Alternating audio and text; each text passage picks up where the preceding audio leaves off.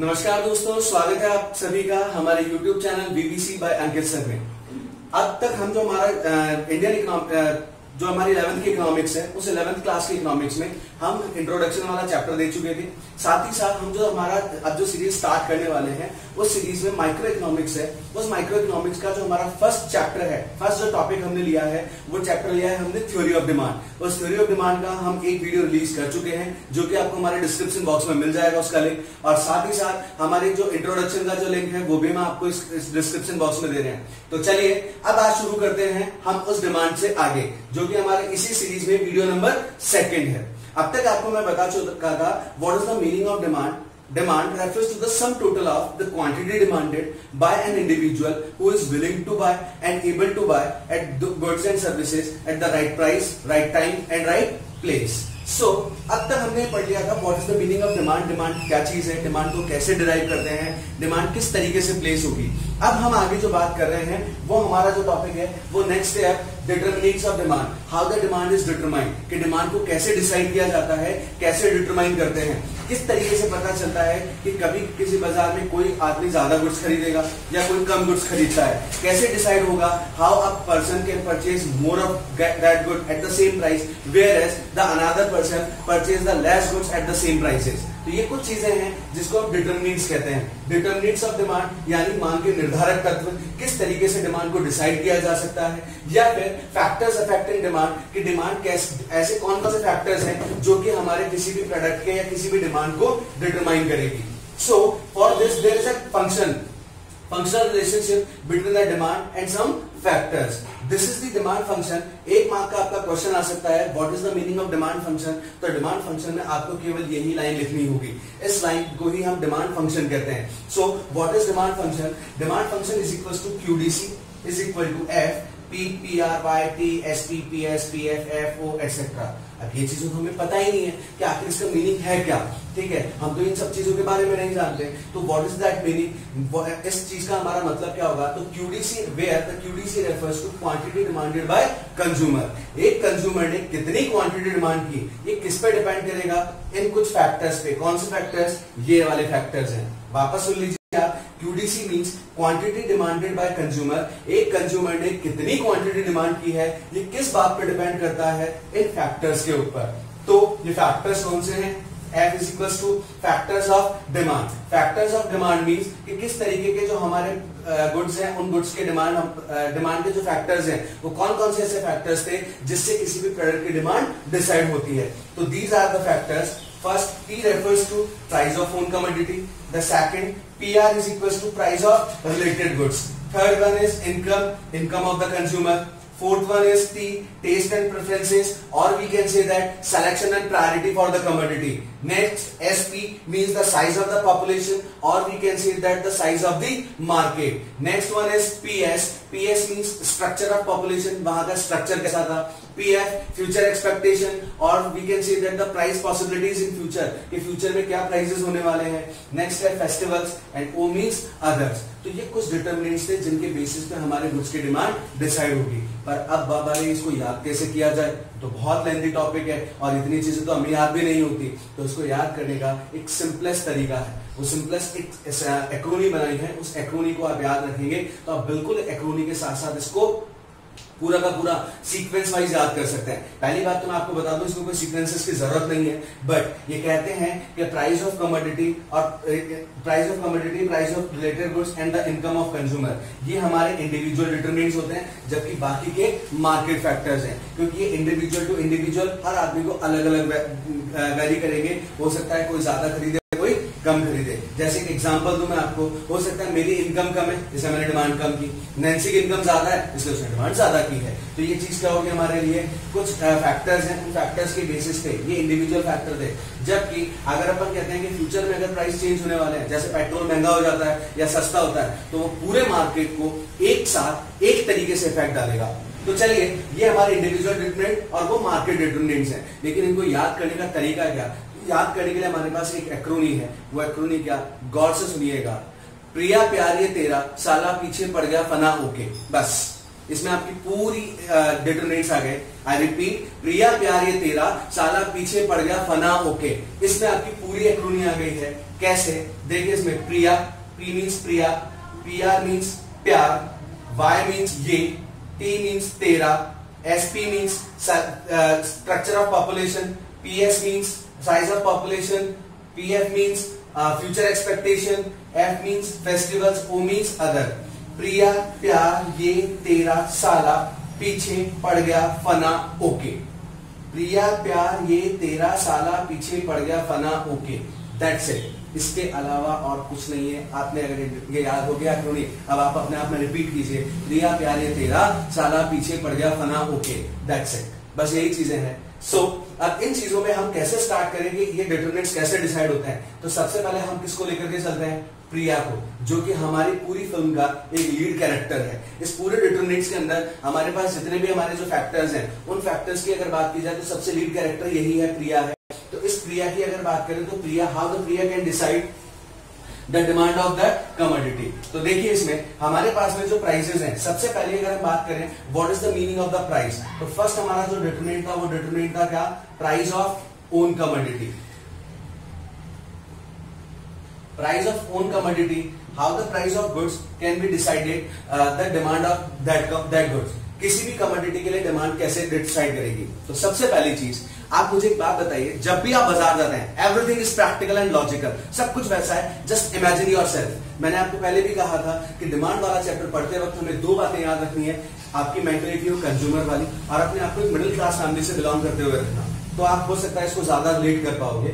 तो price of own commodity है, आप जब भी कहीं बाजार जाते हैं सबसे पहले हम क्या चीज लेते हैं? वहां हमारी सबसे पहली जो चीज होती है, हम उसमें तीन कंडीशंस देखते हैं, ठीक है? पहला प्राइस, दूसरा क्वालिटी और थर्ड क्वांटिटी। यानी क्या हमारे बजट में वो चीज आ रही है? तो first one is price, second one is quality, जितने मैंने पैसे दिए उतनी ही क्वालिटी का गुड्स आ रहा है नहीं आ रहा, और थर्ड वन इज क्वांटिटी, जब मैं पैसे दे रहा हूं उस पैसे पे क्या मुझे उस जगह पे रेशनलिज्म है, क्या मैं उतने डिमांड कर पाऊंगा? बिकॉज एक बात ये ध्यान रखिएगा, इस दुनिया में अगर सबसे समझदार अगर कोई है तो वो कंज्यूमर है, और सबसे बेवकूफ अगर कोई है तो वो भी कंज्यूमर ही है। ठीक, ये आपके ऊपर डिपेंड करता है कि आप उसे कैसे ट्रीट करते हुए चलते हैं। तो हमने तीन चीजें देखी, प्राइस, क्वालिटी एंड क्वांटिटी। इन तीनों में सबसे पहले जो फॉरमोस्ट थिंग थे वो क्या थी हमारे लिए? प्राइस था। तो price is the own, price of own commodity is the most powerful factor of the demand. ये हमारे लिए डिमांड का सबसे पावरफुल फैक्टर है। इस पावरफुल फैक्टर में कैसे? Because the demand of that commodity is decided with the help of the price. केवल प्राइस के बेसिस पे डिसाइड होगी। प्राइस के बेसिस पे कैसे? If the price of the goods is rises, then the quantity demanded reduces. अगर किसी भी गुड्स की अगर प्राइस क्या होगी? ज्यादा, तो quantity of that good will reduce. अगर किसी गुड्स के प्राइस अगर ज्यादा हो गए फ्यूचर में, या अगर प्राइस बढ़ जाते हैं, then the demand of that commodity will reduces. Whereas if the price of that commodity will reduce, then consumer will starts to buy more of that good. वो उस चीज की ज्यादा यूनिट्स परचेज करेगा। कैसे? सर ये तो हमारे समझ ही नहीं है ये बात। तो देखिए, इस जगह पे एक एग्जांपल लेते हैं। मान लीजिए कि मैं और नैन्सी दोनों शाम को खाना खाने के बाद में हमारी घूमने की आदत है। अब हम घूमने के लिए जब निकलते हैं तो हम लोगों ने क्या करा, खाना खाने के बाद में हम बाहर जस्ट वॉकिंग वगैरह के लिए जाते थे, तो उस नाइट वॉक के लिए जाते, लेकिन उसमें हमारी आदत थी डेली की डेली जूस पीने की। अब मान लीजिए 10 रुपए का एक ग्लास आता है, तो मैंने क्या किया, एक ग्लास मेरा, एक ग्लास नैन्सी का, तो हमारा टोटल एक्सपेंडिचर कितना हो गया? 20 रुपीज हमने पैसे खर्च कर दिए। यूजुअल ये चीज चलती जा रही थी। एक दिन हम वहां गए, उसने हमसे, शॉपकीपर ने कहा कि भैया जूस आएगा 20 रुपए का एक। तो अब हमारे जिम्मे पैसे कितने? वी हैव ओनली 20 रुपीज, क्योंकि कंज्यूमर की इनकम है। मैंने आपसे पहले भी कहा, economics doesn't tell how we get the income, कैसे इनकम रिसीव करनी है, ये कंसर्न नहीं है। कंसर्न ये है how we expend the money, अपने को पैसा कैसे खर्च करना था। तो हमने पैसा कितना? 20 रुपीज था। हम क्या कहेंगे, ठीक है भैया एक काम करो, हाफ हाफ दे दो। ठीक, ऐसे ही ऑन द अदर हैंड, मान लो वो कहता है एक दिन 5 रुपए का एक ग्लास है, हमारे पास पैसे कितने हैं? 20 रुपीज अपने को पूरे खर्च करने हैं। सेविंग्स नहीं करनी, इनकम नहीं करनी। ये इनकम है हमारी कौन सी? Disposable income. अब मैं फिर वापस कहूँ सेविंग नहीं करनी, तो आप कहेंगे बोले सर ऐसा तो हो ही नहीं सकता। एक बच्चे ने एक बार क्या किया, मैंने उससे कहा कि आपको सेविंग नहीं करनी है। अब उसने क्या किया, अपने घर वालों को भी कह दिया कि सर ने, अंकित सर ने मना कर दिया सेविंग्स नहीं करनी, तो उसने सेविंग नहीं की। उसके घर में अगर मान लो कभी कहीं अगर कोई प्रॉब्लम आ गई, उसके फादर इनकम थी 20,000 और वो पूरे के पूरे 20,000 रुपए वो खर्च कर देते थे। किसी दिन कोई मेडिकल इमरजेंसी आई, अब उनके पास तो पैसे नहीं है क्योंकि उन्होंने सेव ही नहीं करा, बच्चे को बहुत गंदा वाला मारेंगे, तो उससे अच्छा क्या है, उसने मेरा मीनिंग नहीं समझा। ये 20,000 रुपीज की जो इनकम थी उसमें से 5,000 उसने कहाँ डाल दिए, सेविंग्स में। ये सेविंग्स चली गई उसकी। बाकी का बचा जो हमारे पास में 15,000 है, ये 15,000 हमारे लिए डिस्पोजेबल इनकम होती है। इस डिस्पोजेबल इनकम की बात कर रहा था कि इसमें से 1 रुपया भी नहीं बचाना, ये पूरे के पूरे पैसे खर्च करने हैं। तो हमारे पास क्या था, 20 रुपीज उसी डिस्पोजेबल इनकम का पार्ट है। तो अब हम क्या करें, ठीक है भैया एक काम करो, 2 ग्लास दे दीजिए। कुछ नहीं करा, क्या आप ऐसा करते या नहीं, इमेजिन करके देखिए अपने आप को, बिल्कुल हम ऐसा ही करने वाले थे। तो इस केस में आपने क्या किया, देखो क्या ये आपके पास में ये इक्वेशन एप्लीकेबल है या नहीं। ये इनिशियल स्टेज है। इस इनिशियल स्टेज में if the price rises then demand of good decreases, price बढ़ी डिमांड क्या हो गई कम। दूसरे ऑन द अदर हैंड अगर मैं कहूं कि यहाँ पे क्या था, if the price 10 to 5 reduces demand of that good decreases. Practical भी आप यही करते हो, इकोनॉमिक्स में हर चीजें प्रैक्टिकल है, हम हमेशा यही करते आ रहे हैं, लेकिन बस हमें पता नहीं कि कभी कभी हम ये चीजें भूल जाते हैं। तो इस तरीके से जो चीज है वो क्या होगा, प्राइस है वो मोस्ट पावरफुल फैक्टर है डिमांड का, and by this the demand of that good will be decided. ठीक है, अब जैसे इस चीज को अपन क्या कहें, economics is all about the 3 types of presentation. 3 तरीके की प्रेजेंटेशन है। Textual presentation, that as I told you earlier, if the price of the good will increases, demand of that good decreases, and vice versa, so that there is an inverse relationship between price and demand. Price और demand में relationship कैसी है, inverse है। दूसरा होता है tabular presentation. Let me give an example. मैं आपको एक example देते हुए चलता हूँ। उस example में कैसे, let's suppose the price of that good, price और demand ये 2 चीजें हैं हमारे पास में। Let's suppose the price of a good rupees 20 and the demand will be, let's suppose, 200. This is our initial stage. If the price will reduces, then the demand of good will be rises. If the price will be 30, demand will be 100. Is this functional relationship is applicable on this schedule? Yes. As the price increase, demand decrease. Price increase, demand decrease.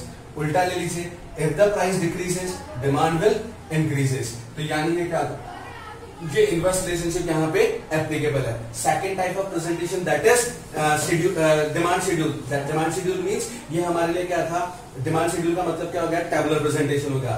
Third one is diagrammatical presentation. आप सब लोगों को डराया गया है आपकी 10th class के बाद से कि हमारे पास तो क्या था, इकोनॉमिक्स मत लेना, बहुत सारे डायग्राम्स या कर्व्स होते हैं, समझ ही नहीं आएंगे। तो उन लोगों के ऊपर जाकर के मिट्टी का तेल डाल दो और एक माचिस की तिल्ली मुझसे ले जाना। गधे हैं वो लोग जो ऐसा कहते हैं। बहुत इजी है, बस करके देखिए, अच्छा लगता है मन से। एक बार पढ़ाई वो तिल्ली मत डाल देना उनके ऊपर, अच्छा नहीं लगेगा, फिर बहुत बुरा लगेगा आपको। तो यहाँ क्या था हमारे पास में, हमें चाहिए था कि किस तरीके से हमारी जो इकोनॉमिक प्रेजेंटेशन है वो कैसे। तो भैया एक बात और फिर बिल्कुल बेसिक्स, क्या कभी आपने मकान बनते हुए देखा है, देखा होगा अपने अब तक की लाइफ में। इस मकान बनते हुए में सबसे पहली जो चीज होती है वो फर्स्ट थिंग क्या, हमारे जो अपन पहली चीज लेते हैं, फर्स्ट 4 थिंग, आप किसी भी मकान में बनने से पहले क्या किया जाता है, उसका बेस तैयार करते हैं, नींव जिसे अपन कहते हैं, और फिर उस बेस या फाउंडेशन के ऊपर वो बिल्डिंग खड़ी की जाती है। सोचो अगर किसी का फाउंडेशन ही अगर नहीं होता तो नींव भी नहीं होती। तुम 12th क्लास में कभी पढ़ ही नहीं पाते अगर तुम्हारी किसी मैम ने तुम्हें कान पकड़ करके ABCD पढ़ना नहीं सिखाया होता, 1 2 1 2 जा 1 2 2 जा 2 इस तरीके से अगर नहीं सिखाया होता। ये क्या थे, हमारे बेसिक्स थे। तो उन बेसिक के लिए क्या था, हमारे पास सबसे पहली चीज बिल्डिंग क्या है, नींव खड़ी होनी चाहिए। किसी भी इकोनॉमी की जो सबसे बेसिक फाउंडेशन है, बेसिक फाउंडेशन इज डिमांड। तो डिमांड कहाँ आएगी, नीचे, यानी इस एक्स एक्सिस पे। और फिर दूसरे हैंड पे अपन क्या ले लेंगे, प्राइस ले लेंगे। तो प्राइस कितना हमारा है, हमारे पास प्राइस कितने थे, 10 20 और 30। तो 10 20 और ये 30। फिर उसके बाद में डिमांड आएगी 300 200 100। तो ये लो 300 200 100। तो यहाँ कितना लिखूं, 300, इधर कितना लिखूं 200 और इधर कितना लिखूं 100। नहीं, क्यों, क्योंकि मैथमेटिक्स भी कहीं ना कहीं है, आर्यभट्ट जी हमारे लिए छोड़ के गए थे। एक नंबर सीरीज होती है जिसमें 0 होता है, ये वाली प्लस वैल्यूज, ये वाली माइनस वैल्यू। तो प्लस वैल्यू में नंबर बढ़ता हुआ होगा, गिरता हुआ थोड़ी होगा, तो 0 के बाद में पहले 300 थोड़ी आता है, 0 के बाद पहले आएगा 100, फिर आएगा 200 और फिर आएगा हमारे लिए 300। अब कुछ नहीं करना, बिछड़े हुए लोगों को मिलाना है। तो बिछड़े हुए लोग कौन से? 10 पे कितने थे? 300। ये रुपीज था 10 और ये था हमारा 300। ये कॉर्नर जहां कट कर गया वहीं छोड़ दीजिए। उसके बाद में 20 पे कितना था? 200। ये 20 और ये हमारे लिए 200, जहां इंटरसेक्ट कर गया वहां छोड़ दो। 30 पे कितना है? 100। 30 को आगे बढ़ाया, 100 को बुलाया और दोनों की शादी करा दी। क्लियर? तो ये हमारे कुछ कॉर्नर पॉइंट्स हैं। इन कॉर्नर पॉइंट्स को हमने क्या करा? टच करते हुए निकले और यहां से फ्री हैंडेड आप एक कर्व बना दोगे। This is known as your demand curve. यही हमारा डिमांड कर्व है। ये हमारी सिचुएशंस हो गई। हमारी सिचुएशन कौन कौन सी? ए, बी और सी। ये हमारी 3 जो बेसिक कंडीशंस थी, वो बेसिक कंडीशंस आ गई एबीसी। इन एबीसी पॉइंट्स को अपन ने डिमांड कर्व पे प्लॉट कर दिया। तो अब बताओ इस डिमांड कर्व का जो स्लोप है वो स्लोप को कैसा है? डाउनवर्ड। इसका जो हमारा स्लोप है वो स्लोप कैसा है? डाउनवर्ड स्लोपिंग है। क्यों है? इनवर्स रिलेशनशिप की वजह से। इनवर्स कह दो या इनडायरेक्ट रिलेशनशिप। हमारी जो इनडायरेक्ट रिलेशनशिप है, उस इनडायरेक्ट रिलेशनशिप की वजह से हमारे पास क्या होगा? ये हमारा डिमांड कर्व का स्लोप डाउनवर्ड है। तो ये हमारे डिमांड कर्व का स्लोप डाउनवर्ड हो गया। Is that clear to all? I think आपको समझ आ गया होगा। अब इसमें एक चीज और आपको ध्यान रखनी है। कई जगह आप आपकी बुक्स में देखोगे, बोले सर वहां तो उन्होंने स्ट्रेट लाइन बना रखा है। तो भैया स्ट्रेट लाइन बनाओ, चाहे आप इसको फ्री हैंडेड कर्व बनाइए। दोनों में एक जो कॉमन डिफरेंस है वो it never touches the Y axis और एक्स एक्सिस। ये छुआछूत उसने क्यों नहीं की, ये छेड़छाड़ उसने क्यों नहीं की है? क्योंकि वो समझदार है, पुलिस पकड़ ले जाएगी। ये क्यों है ये हम आगे आने वाले टॉपिक्स में पढ़ेंगे। Why it is never touches the X axis and the Y axis. इन्हें क्यों टच नहीं करते हैं? But we can draw the demand curve like this.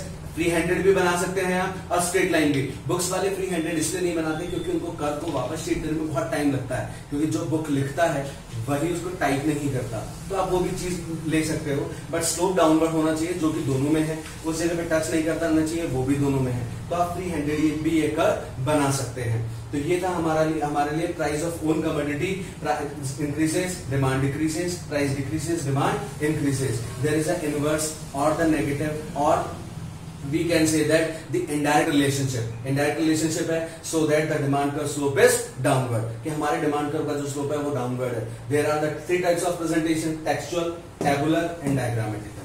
ये 3 presentations हैं।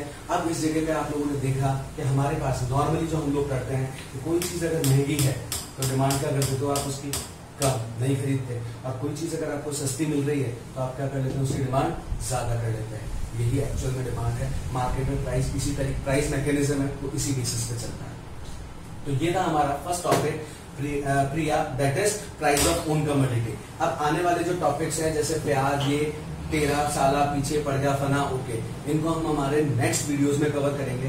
तब तक के लिए stay tune, stay safe, stay educated. और प्लीज अब तक आपने अगर हमारा चैनल सब्सक्राइब नहीं किया है तो उसे सब्सक्राइब कर दीजिए।